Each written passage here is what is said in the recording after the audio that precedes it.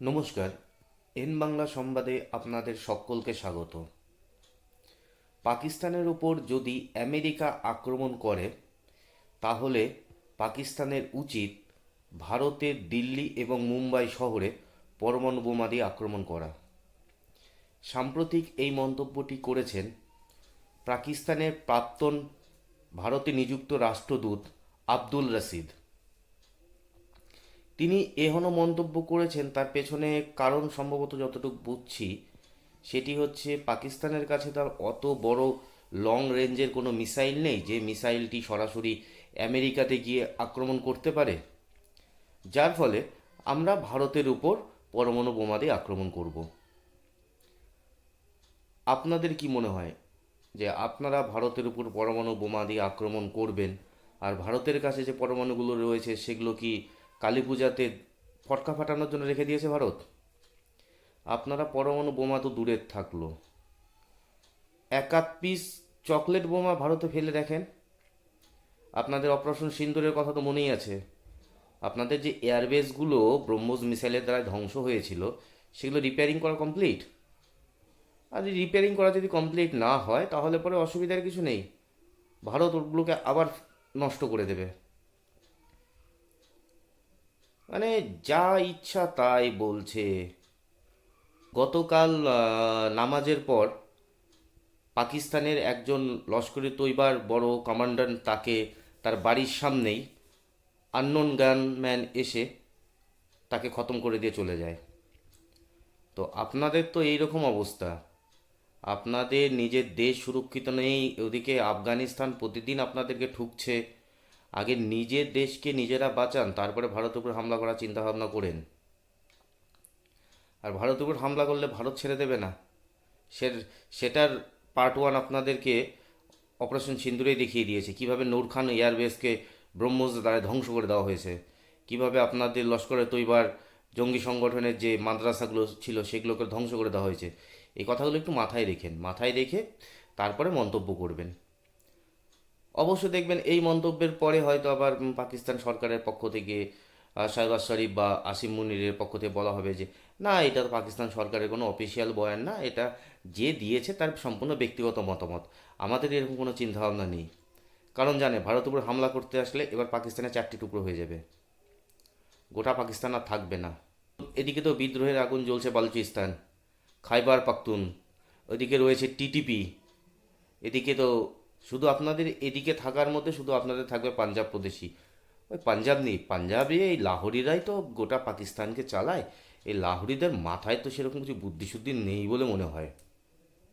অপরদিকে এখন তো আমেরিকা পাকিস্তানের উপর চরম ক্ষেপে আছে, কারণ সৌদি আরবের সাথে পাকিস্তানের একটি এগ্রিমেন্ট হয়েছিল, সামরিক চুক্তি হয়েছিল, যেখানে সৌদি আরবকে বলা হয়েছিল এবং যেই চুক্তিতে বলা হয়েছিল যে সৌদি আরবের উপর যদি হামলা হয় তাহলে পাকিস্তান ভাববে যেটা তার উপর হামলা হচ্ছে, এবং পাকিস্তানের উপর যদি হামলা হয় তাহলে সৌদি আরব ভাববে এটা সৌদি আরবের উপর হামলা হচ্ছে। সেইখানে এখন তো ইরান তো সৌদি আরবকে প্রতিদিন মিসাইল ফেলে সৌদি আরবের কোনো দিন তৈলঘাটি নষ্ট করে দিচ্ছে, কোনো দিন এয়ারপোর্ট নষ্ট করে দিচ্ছে, বিভিন্ন জায়গায় বোমা বর্ষণ করছে। এবং সৌদি আরবের পক্ষ থেকে যখন পাকিস্তানের কাছে সামরিক সাহায্য চাওয়া হয়, তখন পাকিস্তানের তরফ থেকে বলা হয় যে আমরাই এখন যুদ্ধ বিধ্বস্ত দেশ, আমাদের পক্ষে আপনাদেরকে সৈন্য সরবরাহ করা বা আপনার দেশে সৈন্য পাঠানো এখন আমাদের পক্ষে সম্ভব নয়।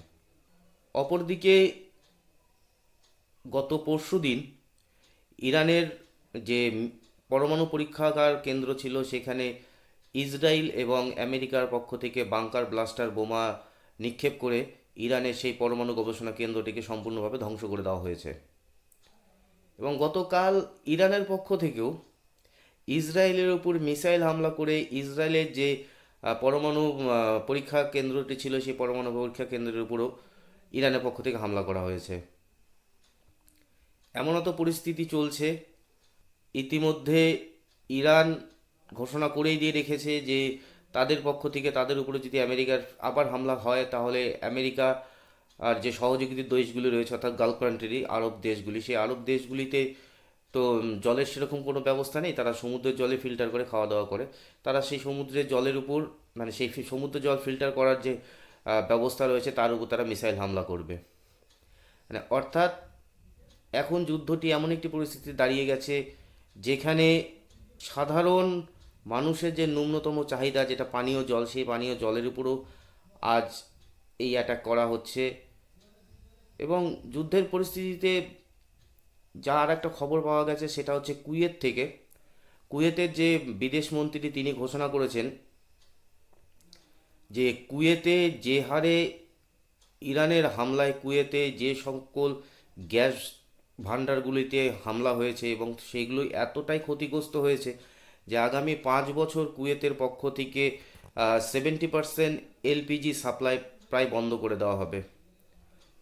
অর্থাৎ সহজ ভাষায় এটা বলা যায় যে কুয়েত যদি সারা বছরে 100 কেজি এলপিজি উৎপাদন করত, সেই 100 কেজি এলপিজি উৎপাদন করে বিশ্বের বিভিন্ন দেশকে দিত, ধরুন 10টা দেশকে দিত।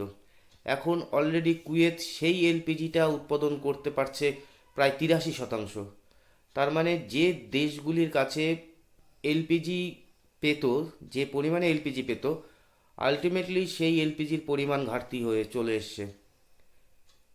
তো যার ফলে এই যুদ্ধ আজকে বন্ধ হলে পরেও কালকে যদি হরমুজ প্রণালী খুলে যায়, তারপরেও যেরকম ক্ষতি হয়েছে এই তৈল উৎপাদন দেশগুলির, তাতে আগামী 5 বছর, যে কথাটি কুয়েতের বিদেশ মন্ত্রী বলেছে, আগামী 5 বছর সময় লাগবে তাদের রিপেয়ার করতে। কিন্তু এই যুদ্ধ যদি আরও দীর্ঘায়িত হয়, তাহলে সেইখানে গিয়ে তেল এবং এলপিজি সাপ্লাইয়ের পরিমাণ যে কী হিসাব কোথায় গিয়ে দাঁড়াবে সেটার এখনও কোনো পরিকল্পনা করা যাচ্ছে না। আজকের এই ভিডিওটি এতটুকুই, যতটুকু ইনফরমেশান পেলাম আপনাদের সামনে শেয়ার করলাম। আর আমার এই ভিডিওটা ভালো লাগলে অবশ্যই চ্যানেলটিকে সাবস্ক্রাইব করে আমাদের সঙ্গে থাকবেন। ধন্যবাদ, ভালো থাকুন, সুস্থ থাকুন।